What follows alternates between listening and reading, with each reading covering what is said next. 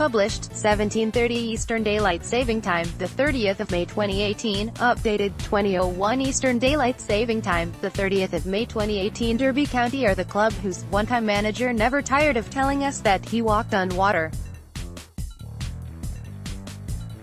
So it is little wonder that they believe in the power of such an individual to lead them back to the promised land.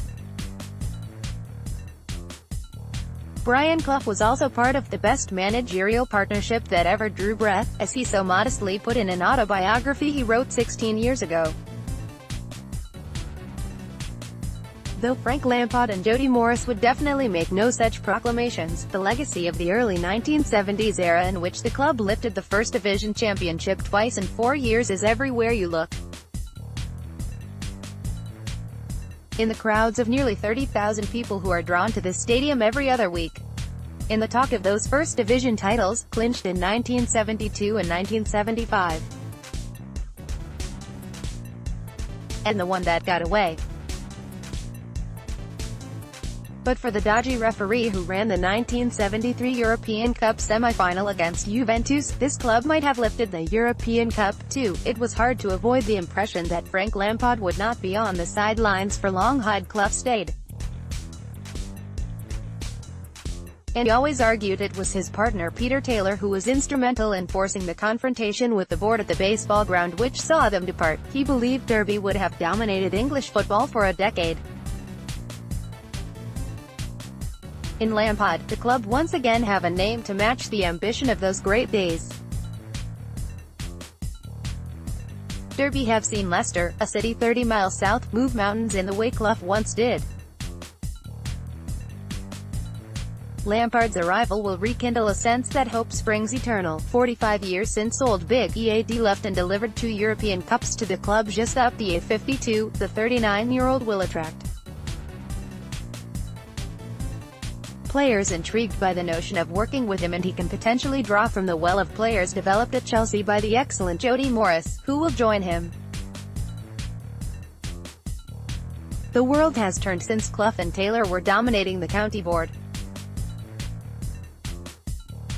There's nothing the matter with the place being run by a dictator, as long as that dictator is me, the self-proclaimed greatest once said, though that status of his was non-transferable. There was only one Brian Clough. Derby's owner is most certainly the autocrat now. Mel Morris has gone through 8 managerial changes in less than 5 years since Clough's son, Nigel, parted company with the club, and he has indicated for months that money will be restricted. Lampard will be hoping to emulate the feats of Brian Clough during his time at Derby County. Clough and assistant manager Peter Taylor guided Derby to 2 First Division titles in the 70s. Clough, top left, poses.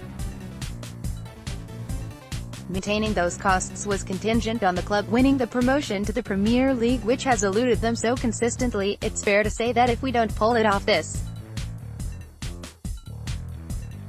year, we will not be making significant investment in the summer to try to have another season like this one. If we don't pull it off, Mel Morris said this spring.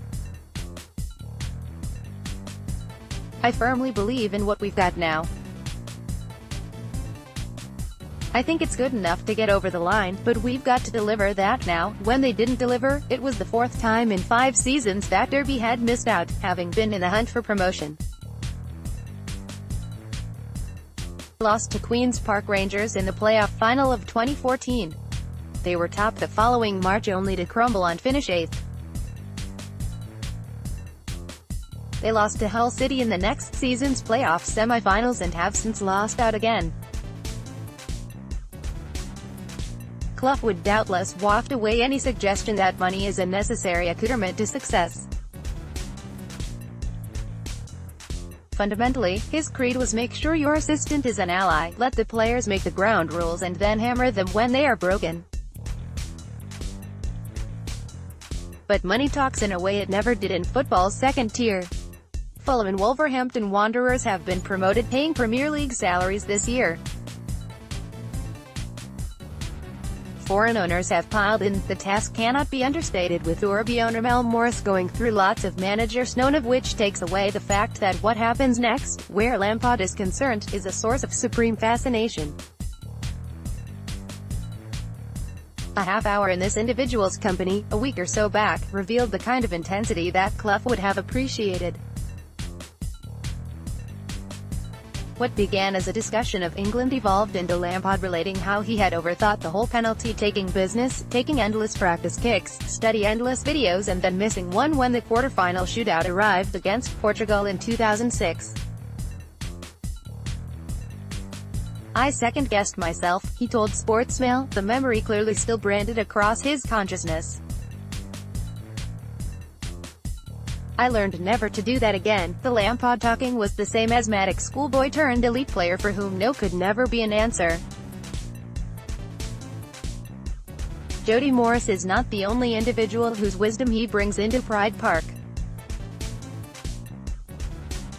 It felt significant that Lampard's father was with him as he took in the League Two playoff final between Exeter City and Coventry City at the weekend. He has discussed Frank Snr's understated wisdom in the past, always remembering the way his father kept out of the clamor of parents making their voices heard on the touchline during youth games in which he played. He would stand behind the other's parents, collar up, and stay deadly silent, Lampard said of a man who will surely be a sounding board now. "He's my football touchstone, my coach and critic, an inspiration and an aggravation." You imagine Lampard's father will be a sounding board in the weeks that lie ahead. Lampard will look to bring Chelsea academy coach Morris with him as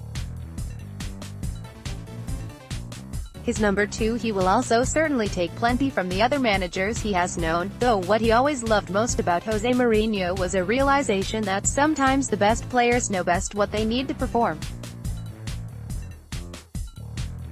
"What always drove him mad about Claudio Ranieri was a predilection for trying to tell me that I should do this or that, even if I felt I needed something else." Clough saw the job for what it was. The title of his autobiography, "Nobody Ever Says Thank You," is a quote from Harry Storer, an early influence on both him and Taylor. It was intended by Storer as a meditation on the thanklessness of football management, the inherent brutality of a job where the only certainty is the sack. Lampard knows this, as much as he knows the size of the challenge. But if he can succeed, then to the people of Derby he will a savior, another manager who walks on water. Frank Lampard was speaking at BBC Sports World Cup launch.